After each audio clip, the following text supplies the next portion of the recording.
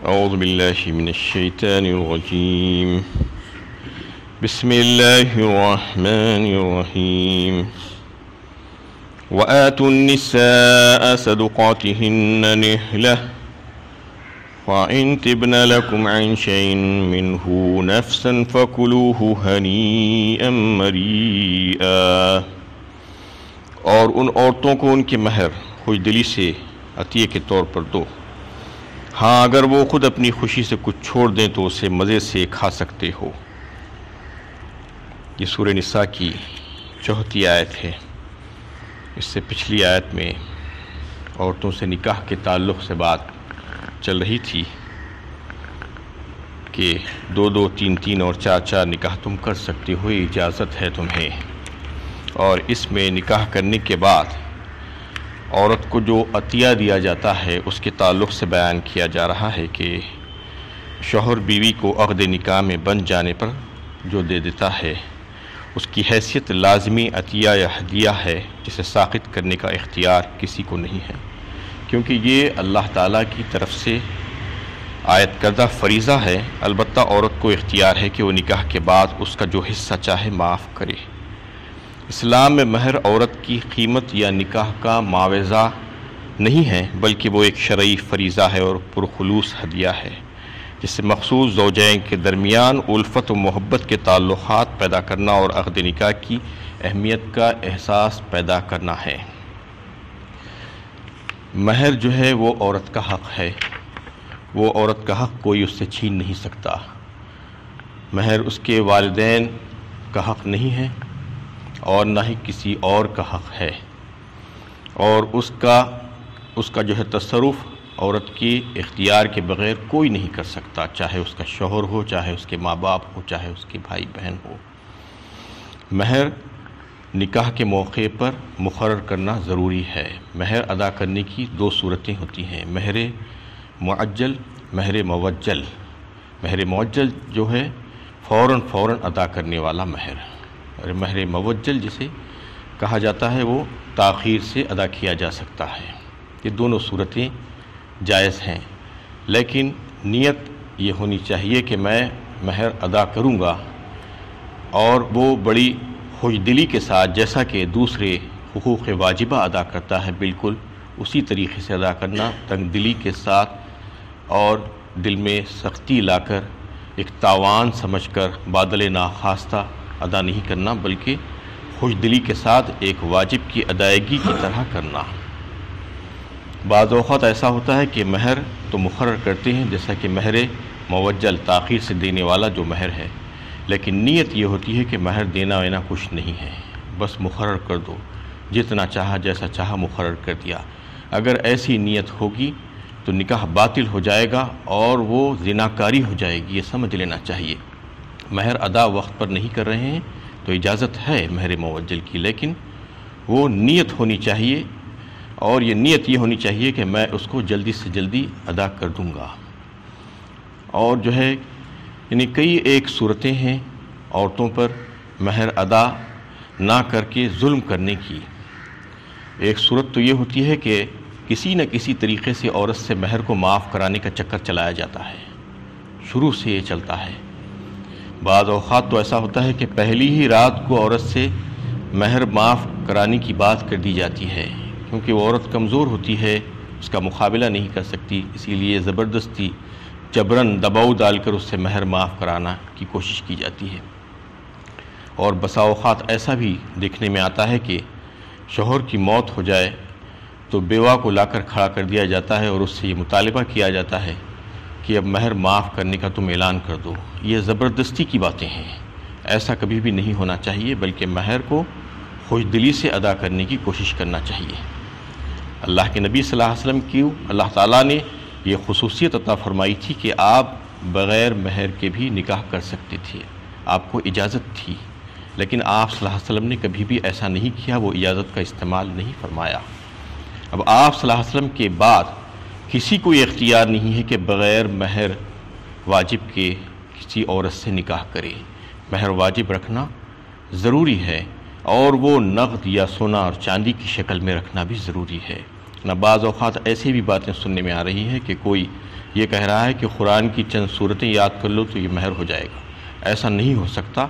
امت محمدیہ میں جو ہے یہ شریعت میں اس بات کی اجازت نہیں دی گئی ہے کہ قرآن کی چند صورتیں یاد کر کے سنا دو تو مہر ادا ہو جائے گا، ایسا نہیں ہو سکتا۔ مہر کو نقد کیش یا سونا یا چاندی کی شکل میں جو ہے اس کو رکھنا ضروری ہے۔ اور مہر مرد اپنی طاقت، استطاعت اور حیثیت کے مطابق رکھنا چاہیے، جتنا دے سکتا ہے خوش دلی کے ساتھ اور اپنی اس کی طاقت اور استطاعت ہے اتنا ہی رکھے۔ بعض اوقات ایسا ہوتا ہے کہ مہر دینے کی طاقت تو کم ہے، 25-50 ہزار کی رکھتے ہیں، 2-4-5 لاکھ روپئے جو دے ہی نہیں سکتے، جو ان کی طاقت ہی نہیں ہے۔ طاقت جتنی ہے اتنا ہی رکھنا چاہیے اور اپنی حیثیت کے مطابق رکھنا چاہیے۔ حیثیت اچھی ہے تو اچھا مہر رکھا جائے اور حیثیت کم ہے تو کم مہر رکھا جائے۔ اس کا کوئی جو ہے انہیں لمیٹیشن نہیں ہے اس میں کہ اتنا رکھا جائے، کم سے کم بھی رکھا جا سکتا ہے، زیادہ سے زیادہ بھی رکھا جا سکتا ہے۔ اپنی اپنی حیثیت سے رکھنا اس کے لیے ضروری ہے۔ اور ایک بات جو ہے یہ ہوتی ہے کہ عورت یہ دیکھتی ہے کہ اب میں انہیں مہر مانگوں گی تو یہ دینے والے تو نہیں ہیں، اور معاف کر دوں تو زیادہ بہتر ہے۔ اگر مانگوں گی، مطالبہ کروں گی تو پھر بددلی ہوگی، بدظنی ہوگی اور اختلافات اور تلخیاں پیدا ہو جائیں گی، اس لیے جبراً جو ہے زبردستی وہ مہر کو معاف کر دینے کی کوشش کرتی ہے۔ ایسا سوچنا اور ایسا عورت سے یعنی زبردستی مہر کو معاف کروا لینا، یہ نہ سمجھنا کہ یہ مہر معاف ہو گیا ہے، اس کا کوئی اعتبار نہیں ہے۔ یہ جو ہے بہت سی ایسی صورتیں ہیں جو عورتوں پر ظلم کیا جاتا ہے جس کے ذریعے سے کہ مہر معاف کرا لیا جائے کسی نہ کسی صورت سے۔ اس میں یہ بتایا گیا ہے اس آیت میں کہ اگر عورت مہر یا اس کا کچھ حصہ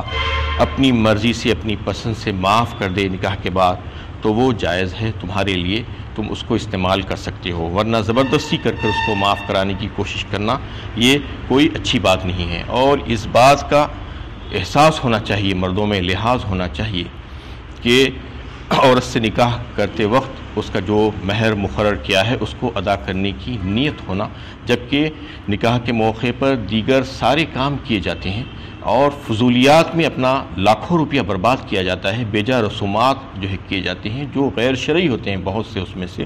اس پر تو پیسہ خرچ کرنے میں تکلیف نہیں ہوتی، دل میں تنگی محسوس نہیں ہوتی، اور جہاں کہیں پر عورت کا مہر جو اس کا حق ہے، اللہ کا حکم ہے، جو واجب ہے، ضروری ہے، وہ دینے کی بات آتی ہے تو وہ اس کو ٹال مٹول کرنا شروع کر دیتے ہیں کہ ابھی نہیں، بعد میں دیں گے۔ کیوں بعد میں دیں گے جب دوسرے خرچے فوراً کر رہے ہیں، جب آپ کو اللہ تعالیٰ نے دے کر رکھا ہے، اور دوسرے وہ بھی غیر ضروری اخراجات جب کر رہے ہیں تو پھر عورت کا جو مہر ہے وہ اس کا حق ہے، اس کو فوراً ادا کر دینے کی نیت رکھنا اور کوشش کر دینا چاہیے، اور اگر کسی وجہ سے ادا نہیں کر سک رہے ہیں تو اس کو فوراً بعد میں ادا کرنے کی نیت ہونا چاہیے، ورنہ بڑی معیوب بات ہوگی کہ دیگر تو اخراجات کر رہے ہیں لیکن جو صحیح معنی میں جو حق بنتا ہے نکاح کا وہ عورت کو اس کا حق نہیں دیا جا رہا، یہ خراب بات ہے۔ وَلَا تُؤْتُوا السُّفَهَاءَ أَمْوَالَكُمُ الَّتِي جَعَلَ اللَّهُ لَكُمْ قِيَامًا وَارْزُقُوهُمْ فِيهَا وَاكْسُوهُمْ وَقُولُوا لَهُمْ قَوْلًا مَعْرُوفًا۔ اپنا مال جسے اللہ نے تمہارے لیے قیام کا ذریعہ بنایا ہے نادانوں کے حوالے نہ کرو، البتہ اس میں سے ان کو کھلاتے اور پہناتے رہو اور ان سے بھلی بات کہو۔ پچھلی آیتوں میں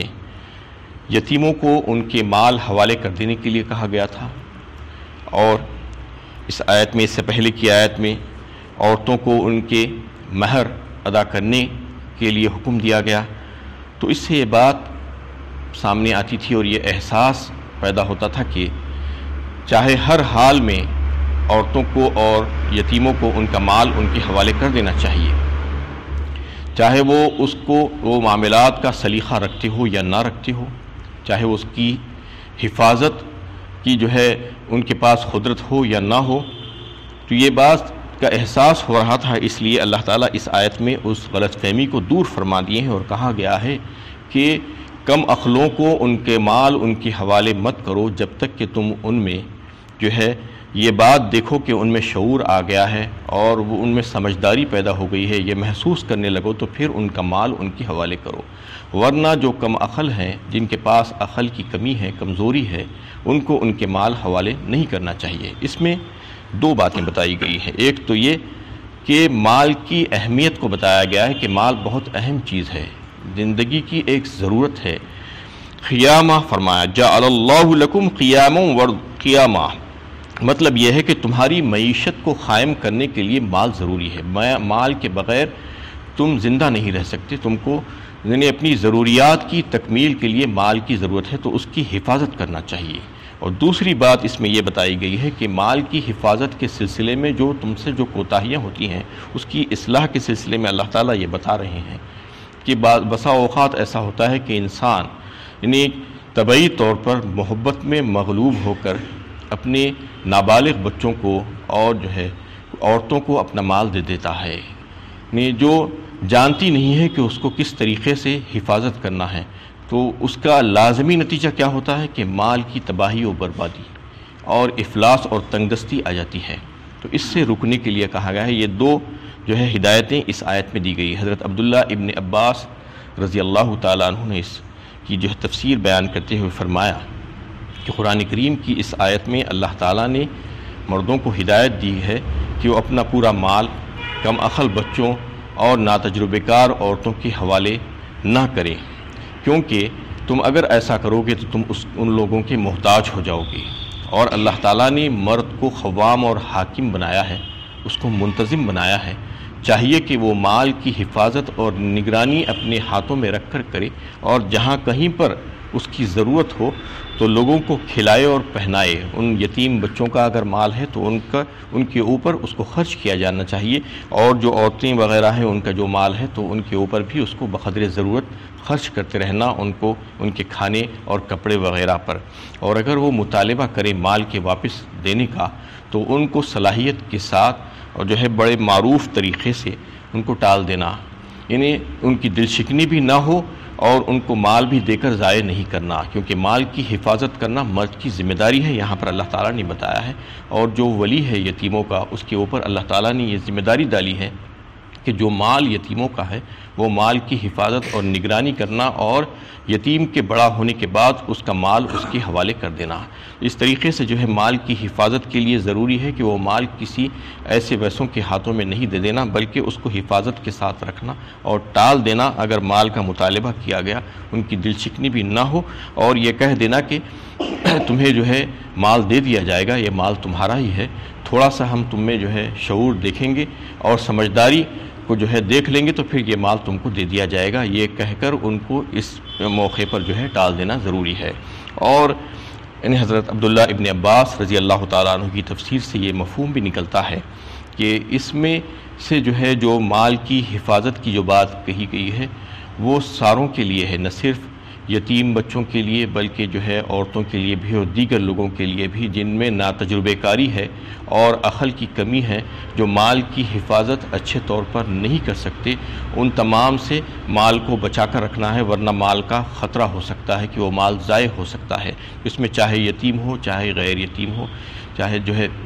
عورتیں اپنی ہو چاہے اور کسی کا اور مال ہو، تو اگر مال کی حفاظت کی ذمہ داری آپ کو دی گئی ہے تو اس کی حفاظت، اس کی نگرانی کرنا بہت ضروری ہے۔ مال کی حفاظت ضروری ہے، مال کو ضائع کرنا گناہ بتایا گیا ہے اس میں، اس لیے مال کی حفاظت کے تعلق سے یعنی اس میں بڑی اہمیت بتاتے ہوئے یہ بتایا گیا ہے کہ اس کی نگرانی کرو۔ اللہ کے نبی صلی اللہ علیہ وسلم نے فرمایا کہ کوئی اگر اپنے مال کی حفاظت کرتے ہوئے مارا جائے، مقتول ہو جائے تو اس کو شہید کا درجہ دیا جائے گا۔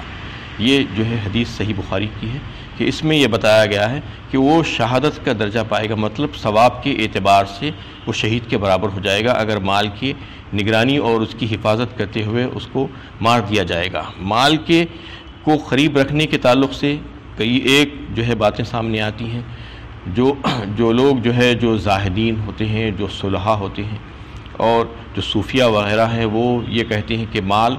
جمع کرنا اور مال کو رکھنا اچھی بات نہیں ہے، لیکن جو متقی اور پرہیزگار جو صالح انسان ہے وہ اگر اپنے پاس مال کو رکھے گا اس کا حق ادا کرنے کے بعد تو وہ مال کا صحیح استعمال کرے گا اور وہ مال سے جو ہے گناہ نہیں خریدے گا بلکہ آخرت کو کمانے کا سامان جو ہے اس سے پیدا کرے گا۔ اور اگر وہی مال ان لوگوں کے ہاتھوں میں چلا جائے جو دنیا پرست لوگ ہیں تو پھر وہ اسی مال سے جو ہے گناہ کریں گے، کیونکہ انسان کی فطرت میں یہ بات ہے کہ وہ جب مال آ جاتا ہے اس کے پاس تو اس کے پاس جو ہے یعنی اللہ کی نافرمانی کرنا شروع کر دیتا ہے اور مال کو جو ہے ضائع کرنا شروع کر دیتا ہے، اس میں اسراف کرنا شروع کر دیتا ہے۔ اس وجہ سے مال کی زیادتی اچھی چیز نہیں بتایا گیا ہے۔ لیکن جہاں کہیں پر جو ہے اگر یہ دیکھا جائے کہ مال کی حفاظت کی جا سکتی ہے اور انسان مال اگر نہ ہونے کی وجہ سے پریشان ہو جا رہا ہے، جیسا کہ ایک حدیث میں یہ بات بھی آئی ہے کہ اللہ کے نبی صلی اللہ علیہ وسلم نے فرمایا